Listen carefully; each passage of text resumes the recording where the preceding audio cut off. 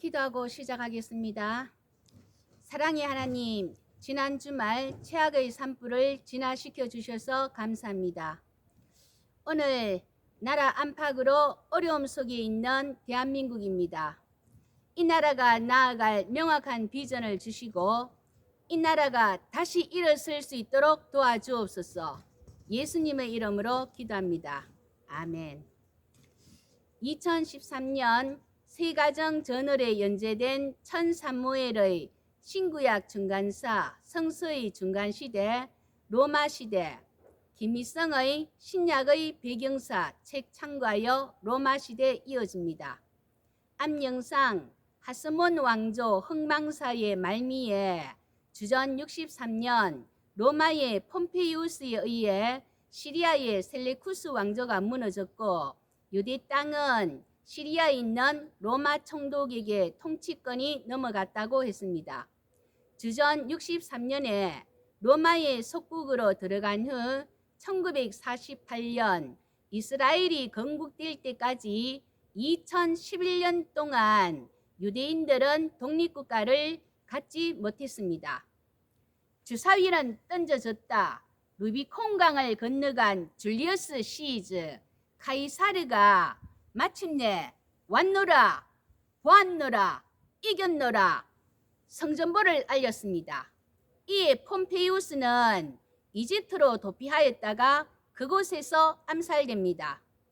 시즈가 로마의 권력을 장악하는 상황에서 헤롯 아버지 안티파테르는 재빨리 시즈의 이집트 원정을 도와주었기에 안티파테르는 면세 혜택을 받는 그 로마 시민권을 얻고 주전 47년 유대의 행정관 지위를 획득하였습니다. 하스몬 왕조 그 여왕 그 살로메 알렉산드라 사후 두 아들 간 그 싸움을 이용해서 유대 통치권을 획득하려던 이돔의 사람 안티파테르의 야망이 실현되는 순간이었습니다. 안티파테르가 헤롯 왕조의 시조입니다. 그는 로마의 제가를 받아 장남 파사엘은 예루살렘 지역, 차남 헤롯은 갈릴리 지역의 통치자로 세웠습니다. 주전 44년 카이사르가 브루투스 너마저 말을 남기고 살해되었습니다. 지금도 배신자들 많이 보고 있지 않습니까? 그만큼 사람은 믿을 존재가 아니고 긍휼히 여겨야 할 존재이다 생각하시면 마음 편합니다. 헤롯 아버지 안티파테르 역시 측근으로부터 독살되었습니다. 한편 하스몬 왕조 그 여왕의 차남 아리스토블루스 2세의 유일하게 살아남은 아들 안티고누스가 파르티아의 그 지원을 받아 대제사장 겸 왕으로서 주전 40년부터 37년까지 3년 동안 통치하였습니다. 대제사장이었던 큰아버지 힐카누스 2세는 파르티아로 끌려갔고 안티파테르의 장남인 파사엘은 자결했고 헤롯은 로마로 도망했습니다. 여기서 고대 이란 지역의 그 파르티아는 한때는 로마에 대적하는 강국이었습니다. 폼페이우스, 카이사르, 크라수스가 로마의 1차 3두 정치의 3인방이었는데 크라수스가 바로 파르티아와의 카르헤 전투에서 패하여 죽었기에 결국 3두 정치가 무너지게 된 것입니다. 로마로 도망간 헤롯은 뜻밖의 행운을 얻었습니다. 로마의 원로원은 파르티아가 바로 자신들의 적이었기에 파르티아의 지원을 받는 유대 안티고누스는 당연히 제거해야 합니다. 주전 40년 그들은 헤롯을 유대의 왕으로 임명했습니다. 헤롯 아버지 안티파테르가 그렇게 원했던 바를 헤롯이 이루게 됩니다. 헤롯이 로마로부터 유대의 왕으로 임명받고 병사들을 모으고 하여 3년이 지난 주전 37년 로마 군대의 지원을 받으며 예루살렘에 입성합니다. 하스몬 왕가의 그야말로 마지막 왕 안티고누스는 안디옥에 있는 안토니우스에게로 보내어 헤롯의 청원대로 처형되었습니다. 이로써 지배권을 한 번 더 장악하려던 하스몬가의 마지막 시도는 완전히 끝났습니다. 이때부터 헤롯은 주전 37년부터 그가 사망한 주전 4년까지 33년간 나라를 장악하고 대왕으로서 강력하게 유대를 통치하였습니다. 사역의 그 3개 시기로 구분할 수 있는데, 앞뒤 시기는 사람들을 그 숙청하고 중간 시기는 대규모 건설 사업을 이제 하였습니다. 먼저 앞뒤 시기입니다. 앞 시기에는 구 왕가의 그 일족과 추종자들을 반역죄로 고발하고 처형하는 일에 매달렸습니다. 헤롯은 그가 이방인 취급을 받아 무시를 당했기에 자신의 혈통적 신분 상승을 위해 본처와 어린 아들을 버리고 하스몬 왕가의 공주 마리암네와 결혼했습니다.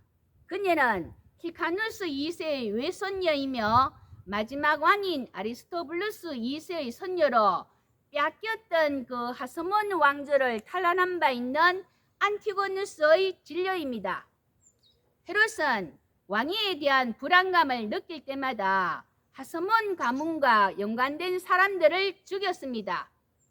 파르티아로 끌려갔던 대제사장 힐카누스 2세가 돌아왔는데 헤롯은 무명의 제사장 하나엘을 대제사장으로 임명했습니다. 왕족이 아니었던 헤롯이었기에 하스몬 가문에 대해서는 불안감을 느꼈기 때문입니다. 유대인들이 반발하자 처남이자 하스몬 왕가 출신인 아리스토블루스 3세를 대제사장으로 임명했는데 백성들로부터 인기가 높아지자 그를 익사시켰습니다. 헤롯은 원래 에돔 출신으로 유대인들 사이에서 왕위 계승권을 가진 인물이 아니었고 로마 제국의 지원을 받아 유대 지역을 통치하게 된 자입니다.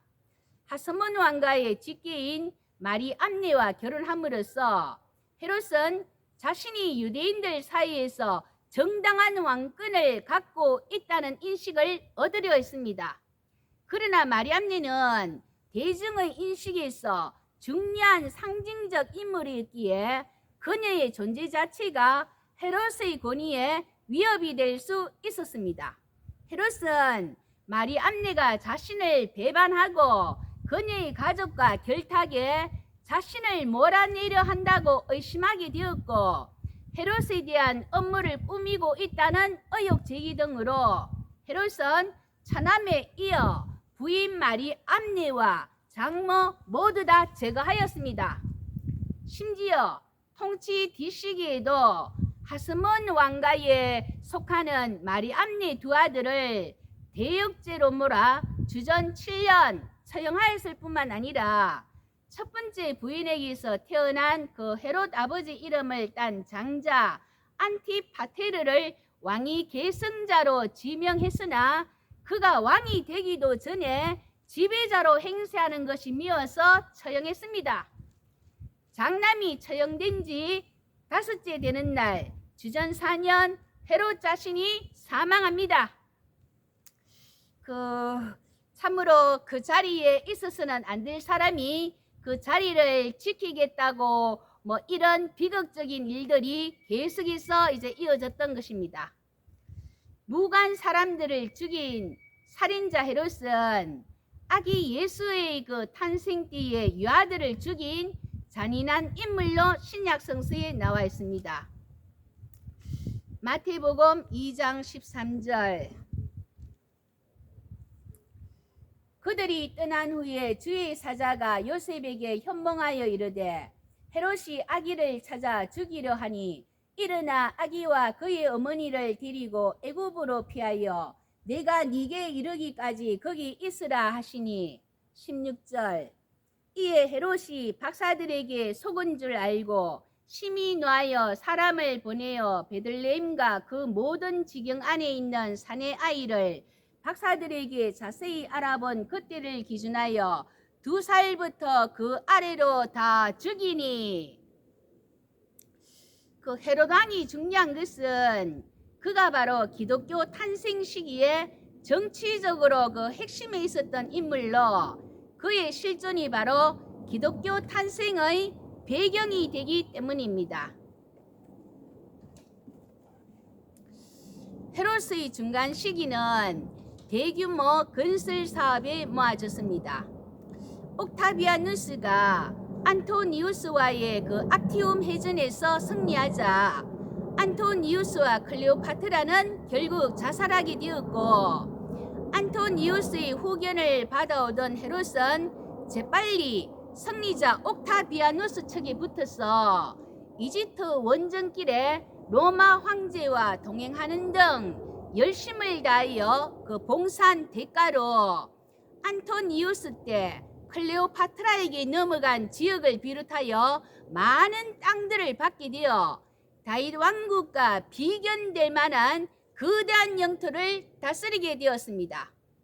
옥타비아누스는 아우구스투스 존엄자라는 칭호를 받아 로마 제국의 첫 황제로 즉위한 후 황제의 그 통치 기간을 포함한 로마 제국의 약 200년 동안 지속된 평화와 안정의 시기, 로마의 평화, 팍스 로마나, 이 팍스 로마나 시대 동안 구축한 방대한 도로망은 모든 길은 로마로 로마 제국의 안정, 군사적 우위, 경제적 번영을 가져온 황금기였습니다.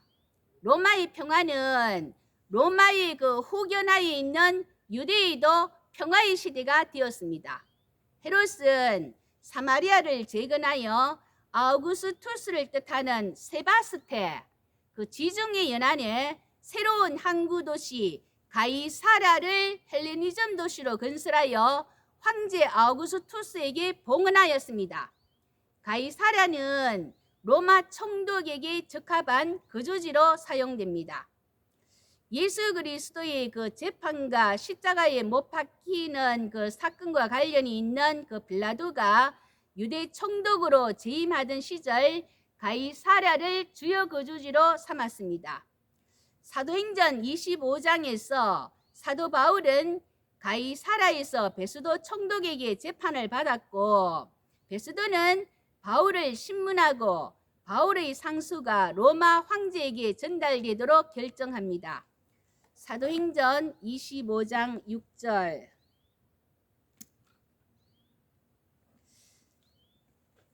베스도가 그들 가운데서 8일 혹은 10일을 지낸 후 가이사랴로 내려갔어 이튿날 재판자리에 앉고 바울을 데려오라 명하니 21절. 바울은 황제의 판결을 받도록 자기를 지켜주기를 호소하므로 내가 그를 가이사에게 보내기까지 지켜두라 명하였노라 하니 25절. 내가 살피건대 죽일 죄를 범한 일이 없더이다. 그러나 그가 황제에게 상수한 거로 보내기로 결정하였나이다.